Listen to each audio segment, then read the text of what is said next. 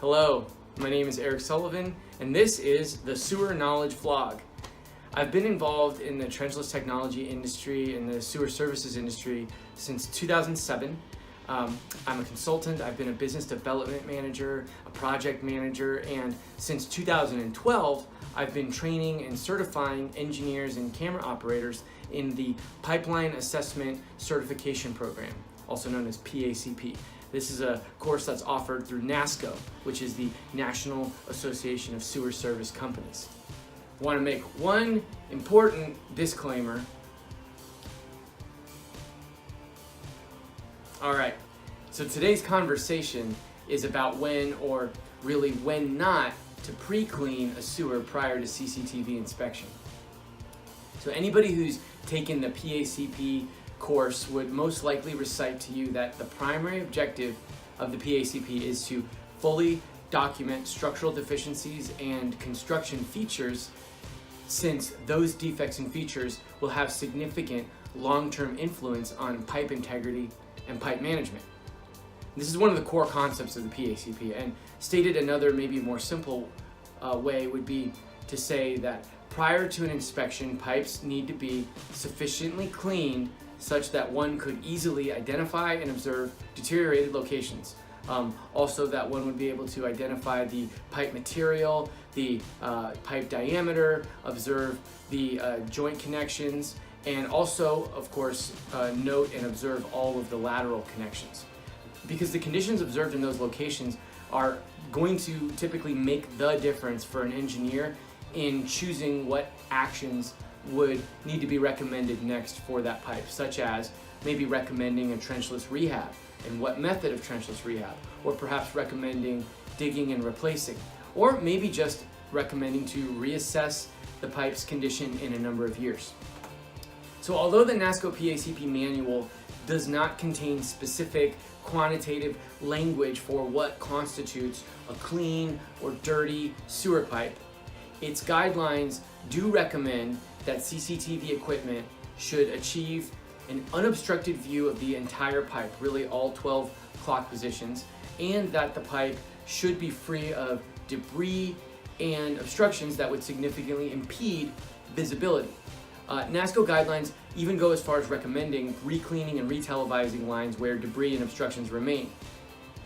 And this is in order to fulfill on that primary objective of PACP.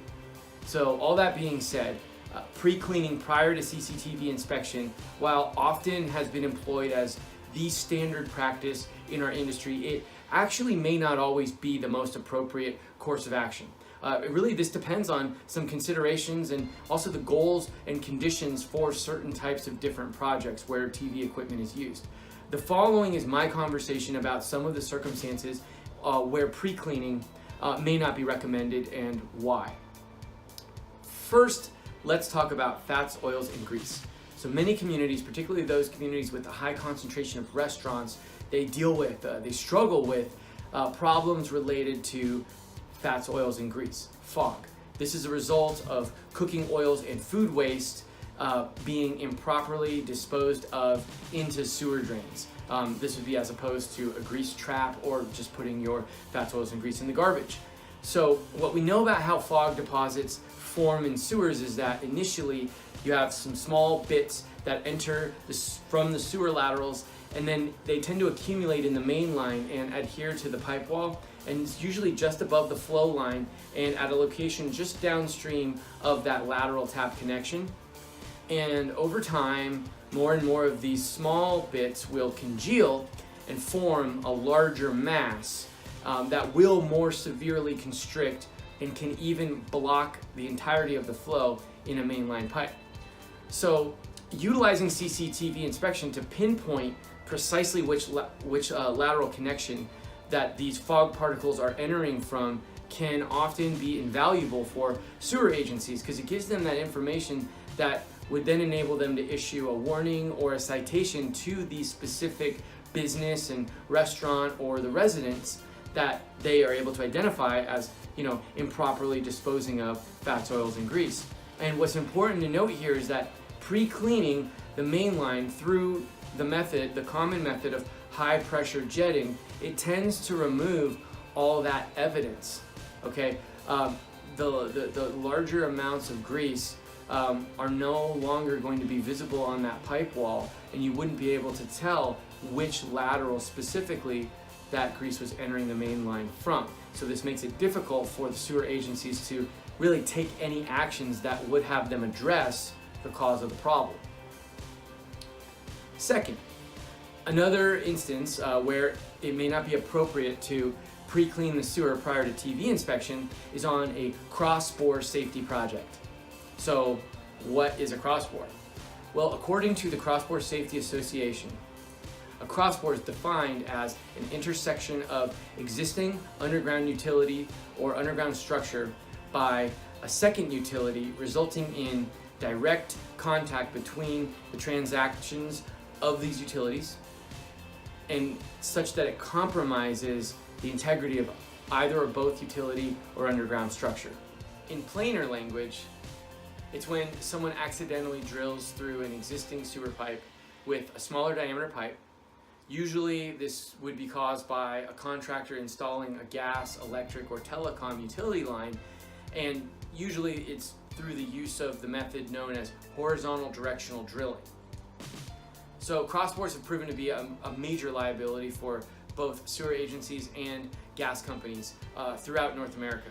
And this is due mainly to the legacy of some of the earlier uses of the horizontal directional drilling method, used on projects, particularly in the installation of gas distribution lines, where maybe prior to designing their bore path, the contractors did not adequately locate or account for the existing sewer utilities. And this includes not just the sewer laterals, but also the mainline sanitary and storm sewers too. So as such, many large-scale CCTV inspection and locating projects have been and are still currently being implemented to identify and repair cross-bore utility conflicts. And in sewer lines where the possibility of a cross-bore exists, the level of risk is usually going to be too high to warrant pre-cleaning with a high-pressure jetting tool.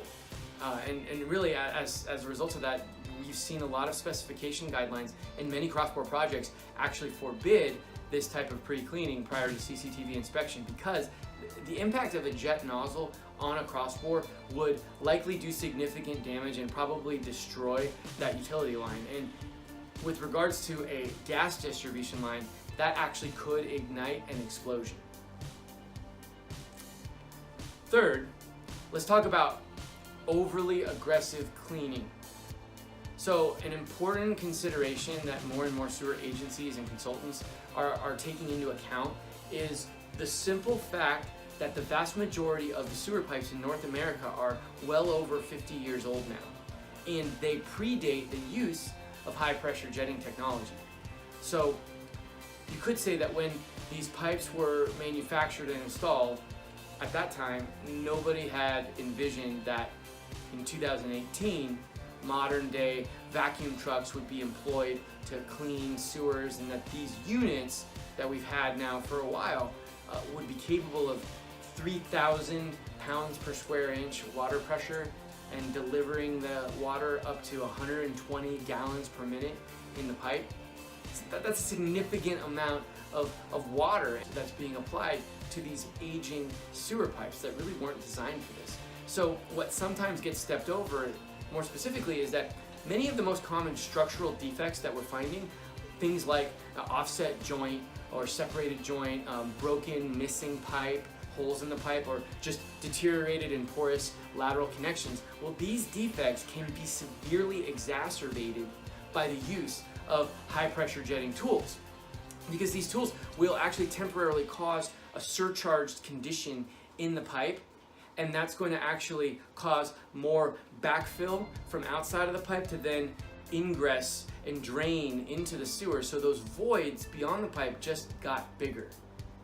So if certain pipe segments are already known to be structurally defective, then it would be ideal to clean the sewer if and only if the CCTV inspection would first reveal that cleaning is actually needed, and importantly, that the condition of the pipe would actually sustain that level of cleaning.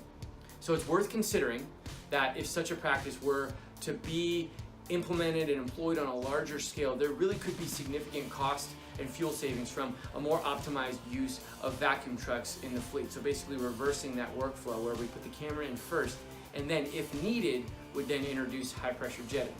So it's worthy to consider that really the most expensive pieces of capital equipment that a sewer agency owns or a sewer service company owns would be those vacuum trucks.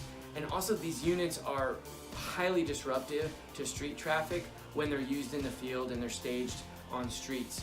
What we're seeing in the inspection market and what a lot of us are seeing just throughout the industry is a much higher level now of interest in tools that can optimize our sewer cleaning practices so that we don't have to always utilize that vacuum truck first.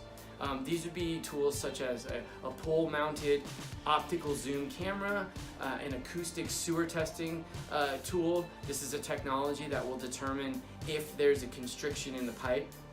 It'll quantitatively give you a 1 to 10 score. It won't tell you what kind of blockage there is in the pipe or where in the pipe it is, but it will tell you that between the two manholes there's some kind of blockage or not, which is helpful. And then also we're seeing a greater level of interest in development in cameras and even sound locators that are affixed directly to the jetting nozzle, sometimes giving the jetter truck operator a real-time view of what they're doing so that they can see whether the practices that they're using are actually working or not, which is extremely helpful and can oftentimes save a lot of water and time in the field. So really, we're seeing more and more sewer agencies and service companies looking for ways to really do more with less. Do more with less money, do more with less people. And they're reevaluating some of these cleaning practices prior to CCTV inspection. And they're doing it in a way now that actually considers the specific project's objectives. And in doing this, it really is proving to be valuable and beneficial. So I invite you to look at that yourself if that's something that you get involved with. So to recap, there are at least 3 circumstances where it may not be a good idea to clean the sewer prior to CCTV inspection, right? First is fats, oils, and grease, fog mitigation. Second is cross-bore safety projects. Third is in severely deteriorated pipes where existing broken sections and voids exist, it may not be appropriate to pre-clean. So I hope that this has been helpful. Thank you so much for watching, and stay tuned for my next conversation topic, which is going to be why aren't leak-free pipes specified for cure-in-place pipe rehab like they are in new construction? Valid question, right? We'll address that. So for more information on my company or on the NASCO PACP training courses I offer, visit my website, sewerknowledge.com, or you can click the logo, or just leave me a comment below. You can connect with me on LinkedIn by clicking the logo, or you can write me an email, sewerknowledge@gmail.com. And if you like this video, don't forget to subscribe by hitting the subscribe button. Also, please go ahead and hit that like button too. And really, thank you. Thank you for watching the Sewer Knowledge vlog, and I'll see you again soon.